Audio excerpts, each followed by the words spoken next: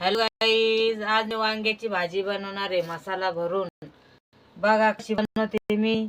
असे वांगे कापायचे, असे वांगे कापून त्याच्यात आळ्या वगैरे बघायच्या, मग त्याच्यात असे टाकायचे, याला धुवायचे. काढला मी याच्यात कांदा, खोबरं, तीळ, बोजवार आणि मिरची, लसूण, कोथिंबीर. वांग भरावं लागतं गाई. बघा गावठी पद्धत. हे बघा असं वांग भरायचं.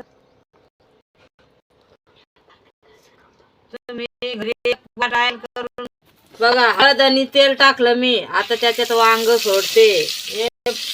गावठी पद्धतीचं वांग एक वेळेस करून बघा, तुम्हाला नक्कीच आवडेल. एक वेळेस वांग खाऊन बघा, मग लाईक सबस्क्राईब काय म्हणतात ते करून टाका मला.